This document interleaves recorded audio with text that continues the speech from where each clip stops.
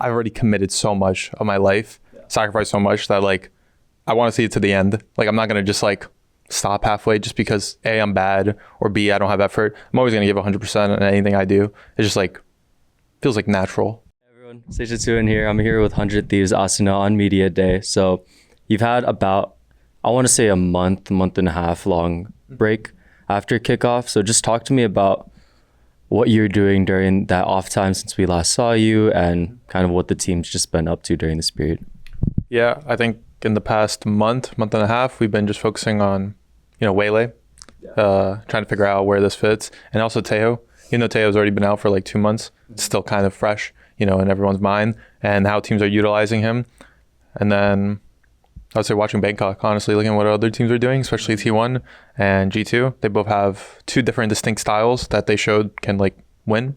And we're just trying to not emulate it, but like take inspiration from that and see how we can translate it to our team and our game, which one fits us better, But yeah, just working on ourselves, fundamental stuff and comp stuff. And now recently we're just locking things in. And now it's like how many days left before our match? Our match is on the 23rd, so 10 days. I think today's the 14th or 13th.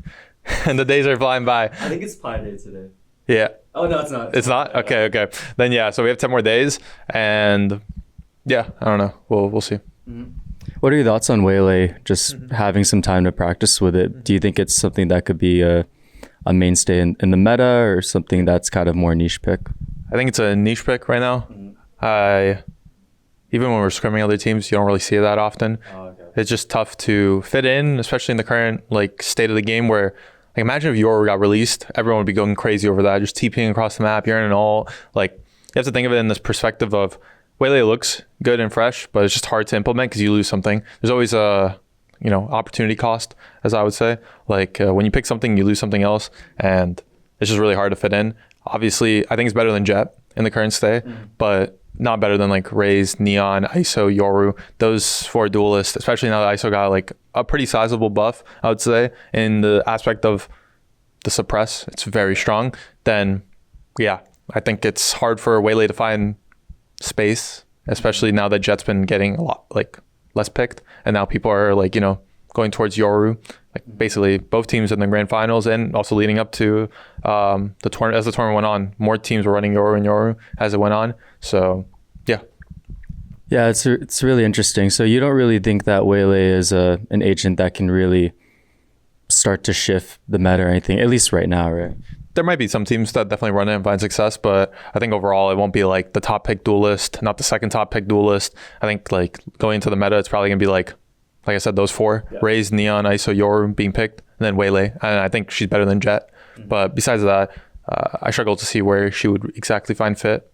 Yeah, I think that makes sense, especially with, well, I mean, you kind of came up into the scene because of your Raze stuff. So there's a lot of people that would prefer that aspect of understanding the full system and kit, and kind of having more, I guess, comfortability with an agent versus something new like Wayle. Definitely.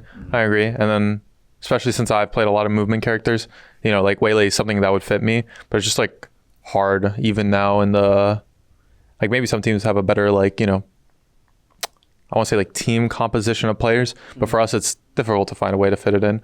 But we definitely did try it. Maybe we'll run it on a map or 2, but besides that, yeah, I don't think it's like a crazy must pick. So I haven't, because honestly, I was pretty tired after Bangkok with the full schedule. What do you feel like are the maps that Wayle functions best on? Off rip, I'm just gonna say the maps I've seen it the most on be like Ascent, Icebox, and Pearl. That's where I've seen it the most. Whether we have ran it or not, that is up to subject to debate. But I would say Icebox somehow. It's just the map where Jet is like, it's like Jet's map, right? But Wayle I think is better than Jet. So you end up having a point there where it's like maybe you can squeeze it in versus a Jet. Because Neon's not really played there. The only team that ran it last year was Heretics. Raze hasn't really played on Icebox since like 2021. And then the other agent, ISO, like again, maybe teams will run it, but I don't think so as well. So it's just like, Yoru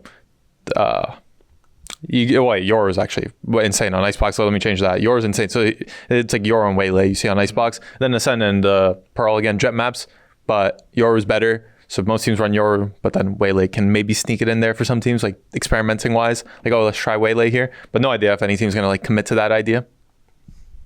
Yeah, so now I want to just talk about you going to stage 1 because, like we talked about, your third stage 1 and it's going to be against Sentinels, which, okay, so I don't know why. Yeah, third time. It's a great matchup, honestly. Yeah, no, I mean, Ryan knows what they're doing. Yeah, okay, so honestly, I was there on opening day for just press stuff, and something that I remember that you did, it was an amazing match to open Americas, but then after the match, You know, it's funny. I don't even know which Sen match you're talking about. 2023, 2024 kickoff of stay. Like, wait, which one would you be talking? All right, I'm gonna tell you. So, because I have press as a distinct memory of this, so it was 2023. Okay, now I like it's hitting. And then LCQ or the first match because I played that. There's so many, honestly. And then, you came up into press, right? You did your interview stuff. Yeah, it was a tough loss. We'll move forward. We're going to get better as a team. Just got to work on synergy. Yeah. There was pizza up there. And then you just there was 6 slices or just a shit ton. And then you just, you did. Like, you ate all of them. And then. What can I say? I don't even remember. But it's probably something I would do. I love pizza. What can I say? I'm a New Yorker. No, yeah, that makes sense. Yeah, I remember that was one of the first things we talked about back in 2021 because I'm from Jersey. And then you talked about how growing up in New York City, it was kind of just raised in like learning like a really deep work ethic, I guess, from your parents. Both my parents are like, and grandma is like a workaholic. Mm-hmm. They're like, I'm trying to convince my grandma to retire. And it's just like impossible. It's always like one more year. And if like she has nothing else to do in her eyes, so it's like, it's just tough, but yeah.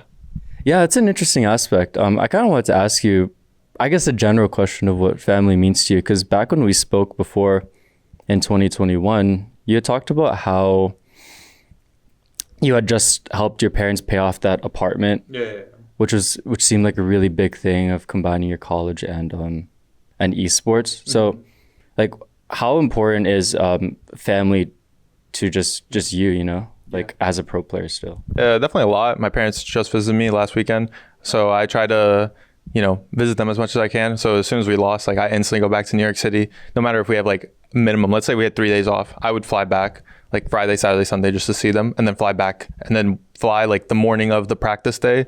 And, maybe I would not play as good, but like, it's just like, one day and then you're good for the rest of the week. But yeah, I try to visit my family as much as I can. And whenever I can, call them, stuff like that. And it's like when Xander first joined the team, he was like, "Are you actually going to fly back? We're only taking 5 days off." And I was like, "Yeah, I'm going to fly back."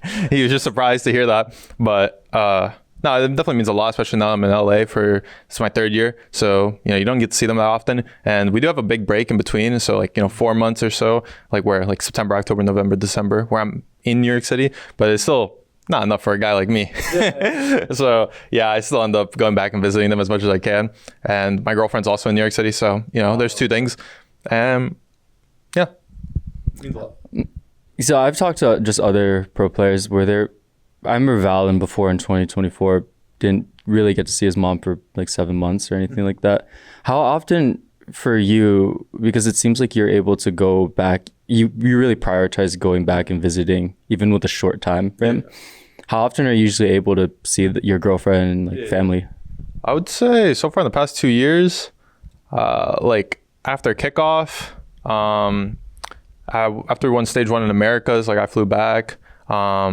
Both times, after every like loss, like every reset, like, we have like a month or so, I fly back. So like, let's say kickoff, I fly back. I'm gonna just say last year. Kickoff, I flew back. At the end of stage 1, I flew back right before Shanghai, just spent time. And then I went to Shanghai. And then after Shanghai, I flew back to New York City first and then LA. Like I would do things like that where it's like, I would make a pit layover technically, like a 2-day layover and then go to LA or something. Or like Shanghai, like technically it's quicker to fly to LA to Shanghai, but I'd go LA, New York City, then Shanghai.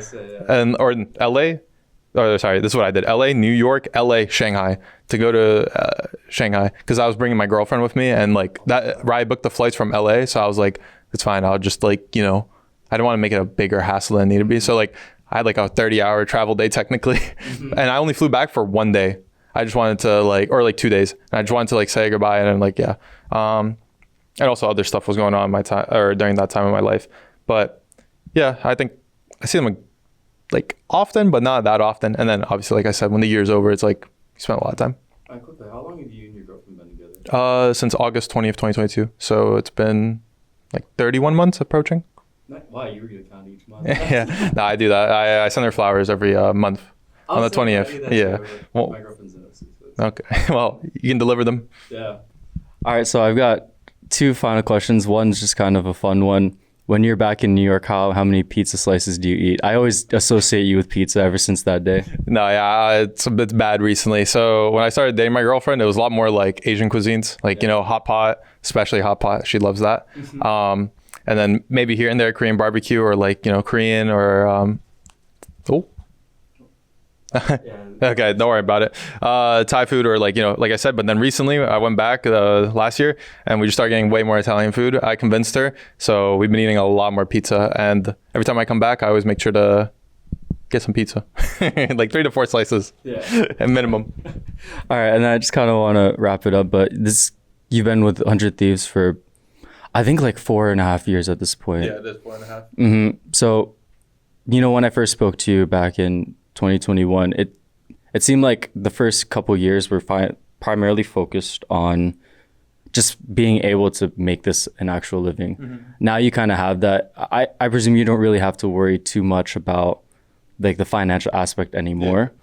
How do you treat being the pro lifestyle, or kind of staying, I guess, hungry 4 years later, where, you know, finances isn't really a worry anymore? Well, I mean, it's like the only thing I really want to do in life. So, you know, that's like one aspect. I can't see myself doing anything else.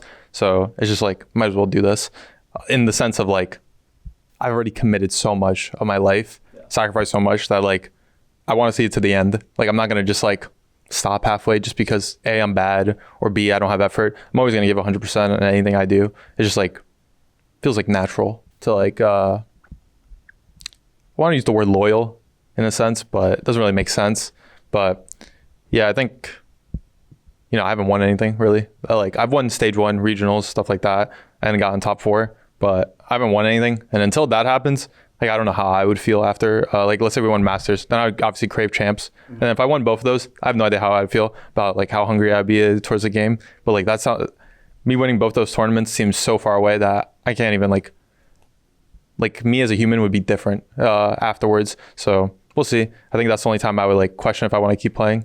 But I think I'm only 21. I'm like the youngest on my team. So it's just like funny how when Sean joined Bang, it was like he's the youngest, and then he left, and now I'm back to being the youngest 4.5 years later. So it's just funny how things work out.